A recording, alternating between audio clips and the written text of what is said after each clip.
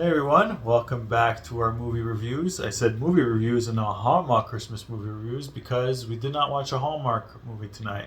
We watched a Great American Family movie tonight.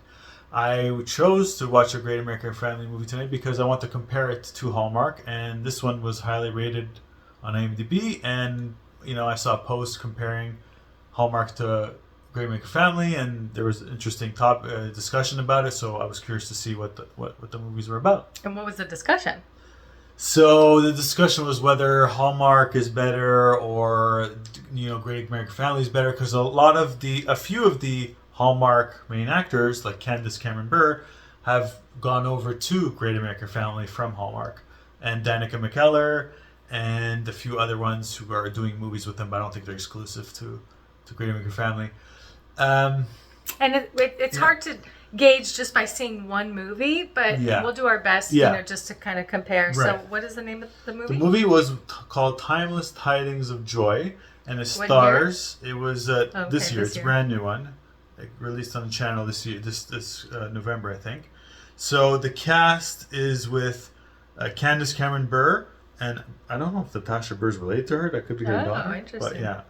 And Paul Green, who we love. They were in a Hallmark movie called The Christmas Detour, which is super fun. Like, they have a road trip, and it's a really fun movie. We loved that one. It's one of the first ones we watched, and it really made us love Hallmark even more just because it was so fun and funny. And he was great. It was our first movie seeing him in. Really great. So that's another reason why we checked out this movie.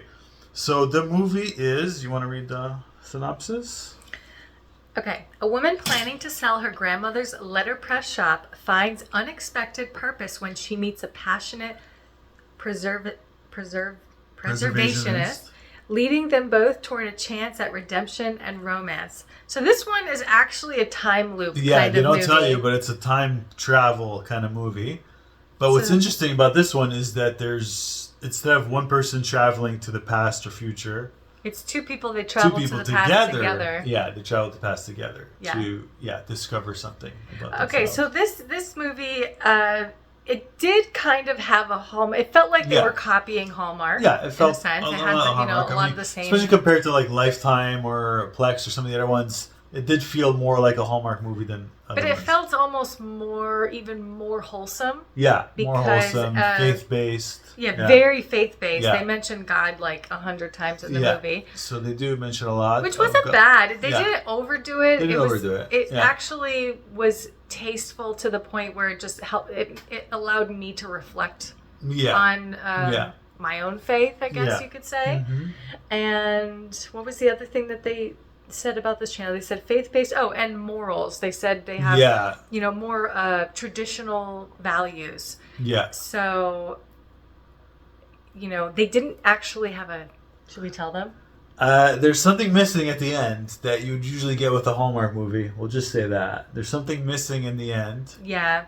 Or maybe we should tell them. And there wasn't. They didn't really develop something that's always there in the Hallmark movies is missing at the end. We should just say it.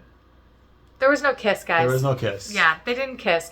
You know what? It's not a Hallmark movie, so it's okay. Not. Okay. Yeah, all right, so this is Great American Family, so we can totally say it. There was no kiss. There was no kiss. And I felt like their chemistry was okay. I don't think it was developed enough. They didn't have time on the screen together. It didn't feel romantic to me. Yeah, it was not very romantic. I think not very romantic. And the fact they didn't kiss at the end was just it was like intended for them to get together, but they didn't go on a date or have a kiss or anything like that. Yeah. Yeah, they had an almost dance, right? Yeah, almost. No, they did. They did dance. Yeah. Okay. But so that's you feel kind of let down a little bit. It's okay. It's not bad, but it's just nice to have like a nice kiss because if you're watching there was a romance. Actually, that's interesting because it's not that they don't kiss in the movie because of their values, because the other couple kissed. Yeah. Okay, so it didn't have anything to do with that. I'm wondering why the characters didn't kiss. I don't know. Yeah, maybe it was meant not to focus on the romance. I don't know. I have no idea. I could look into it more. I'm sure people have ideas about why that is. But yeah, so we just watched it, like I said, just to see what the difference is between Hallmark. I did feel it wasn't as engaging for me. Yeah, we did. I felt like my attention veered off a little bit through the movie. Yeah, it wasn't funny. There was no comedy. There Even was though no comedy, he's a great comedic actor, there was just no comedy. It was a little serious. I love the actors. Yeah, they're great. They're just, and Candice looks beautiful. Like for her age, she looks oh my amazing. gosh, she looks amazing. She's 49, but she looks wonderful. And she's really great. She's a Hallmark favorite. The actors are so good. Great, yeah. So, if you want to watch it, I would recommend it just because of the time travel stuff and the fact that the actors are good. But don't expect too much, I would say. And it really only, a lot of it took place in like a very small. Yeah. And I think there wasn't a lot of Christmas stuff, even though it's a Christmas movie. True. Yeah. True. Even the Christmas store didn't feel super Christmassy. Yeah. So. Not a lot of other characters. Yeah. It got 6.7 on IMDb, which is very similar to a lot of the good movies that we watch on Hallmark. If I had to guess, I would say that because of the lack of too many background, they didn't have a lot going on. It was probably a low budget. Probably, maybe they have a smaller budget than Hallmark, which is totally possible. I mean, they're a newer company. And what I would give it out of hearts, I would say 5 hearts. 3.5. 3.3. You want to go a little lower? Between 3 and 3.3. I mean, low 3. Only because the actors. Otherwise, I give it under 3. But the actors are great. The actors are great. Yeah. It wasn't a terrible movie. No, it wasn't a terrible movie. Yeah. It wasn't a terrible movie. I mean, I don't think that there's been a terrible movie. There's just some that are better than others, and some are more engaging and more fun and more heartfelt. But how do you compare it to Hallmark? I mean, I'm just kind of biased. The whole thing with the kiss, I don't know. That's a little weird. I wish there was a kiss. There should have been a kiss. It feels like it closes things off nicely, It gives a happy ending. Yeah, I like the happy ending. That's why we watch ending. Hallmark romance movies, because we like the happily ever after. Yeah.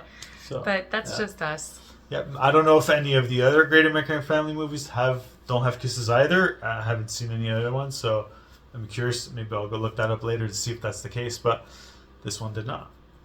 So yeah, that's our review for today. Like I said, we just want to check out a Great American Family movie. We were just curious. Nothing against Great American Family. No, I mean they seem to be doing well, and the movies are getting good reviews. So I'm sure that their network is going to grow. Yeah.